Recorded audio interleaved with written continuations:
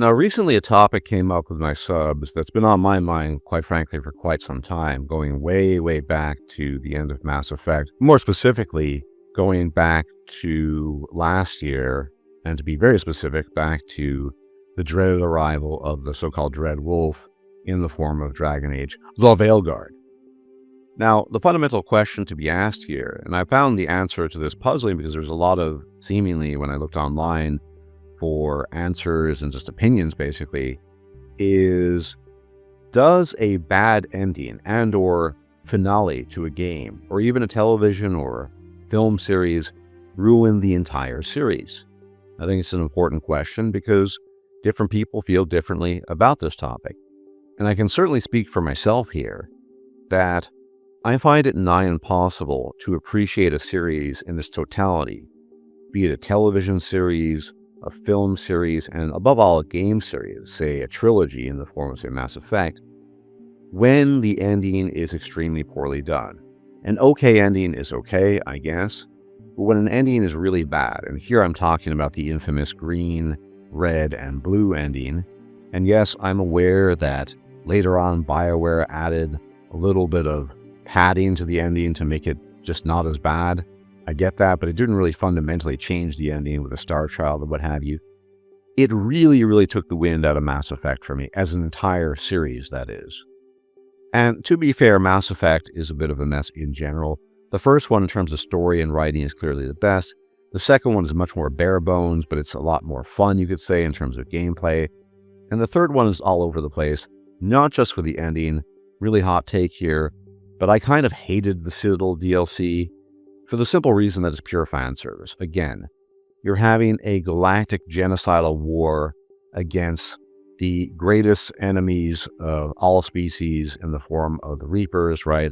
These Cthulian creatures that are going to annihilate almost everyone. And they've been doing this for nigh a billion years and what have you. But you and your crew have the time to just stop off at the Citadel, play poker, go to the casino, have drinks, dance, and have fun. It's ridiculous. Really, really stupid fan service, but I know that's a hot take for some reason, whatever. Point I'm making here is that how Mass Effect as a trilogy ended has made it very difficult for me to go back and play through the whole thing and fully appreciate it. Because the problem now is that you can anticipate the poor and or terrible ending, and then you're just thinking, well, what am I actually playing Shepard for here? To get the Star Child / green, blue, red ending? That doesn't seem worth it. It's just a very poor conclusion to a series that otherwise could have been great. And the same is true of really anything. For me personally, this came up because one of my subs was playing Dragon Age Inquisition, which I think is, in the best case scenario, it's an okay game. Dragon Age Inquisition is fine. It's not great. It's not amazing. There's some decent things to it. There's some not so decent things to it. It's whatever. It's fine. It's okay. Because I mentioned I just couldn't go back and play that sort of game because Dragon Age the Veilguard ruined the entire series for me. Yes, you can kind of argue, if you really want to, that Dragon Age the Veilguard is not canon, that the events are not canon, that the revelations about the elves and their true nature, not canon, dragons, archdemons, all this stuff, not canon. Well, it's not canon in the sense that in your own head canon, your own headspace, you can say it's not the case. That's fine. But like it or not, Dragon Age the Veilguard was an official release to finish up the series of Dragon Age, more or less. And the stuff in the game is reflective of the lore.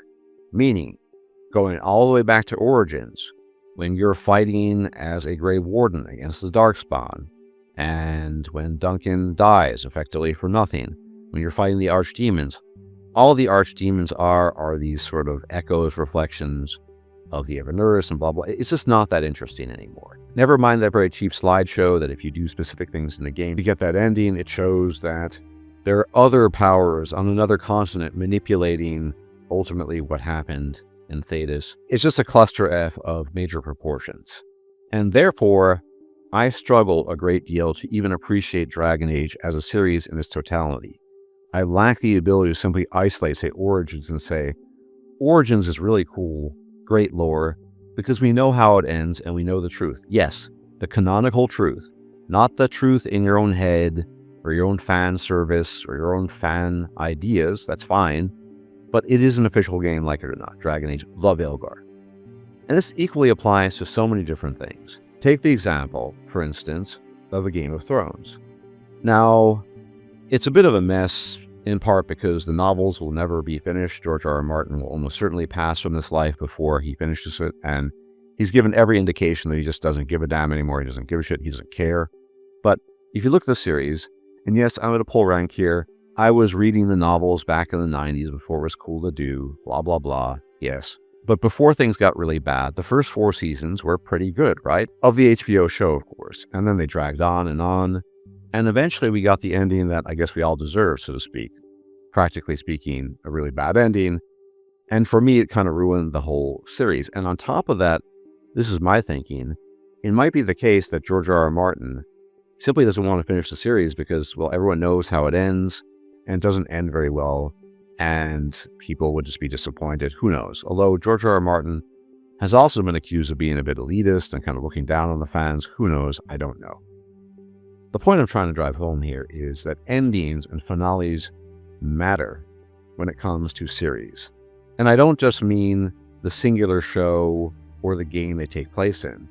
If they're part of a greater extended story, whether it's a trilogy in the form of Mass Effect, or the greater story of the world of Thetis in the case of Dragon Age, and you have a piece of slop that ends it all, everything for me at least is ruined.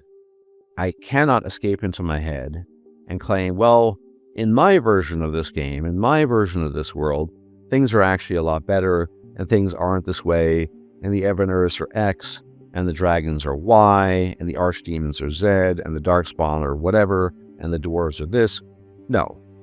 Unfortunately, whether we like it or not, Dragon Age The Veilguard is canon, and the Dragon Age series is done now. By Zeus, I grow even sadder talking about this topic, I have to say, when it comes to Dragon Age, but nonetheless, I find it very interesting, just from a personal perspective, that people are able to persist and appreciate the entire series or other parts of a series independent of the finale or the ending of something that kind of ruined the entire thing. I find that very interesting and puzzling.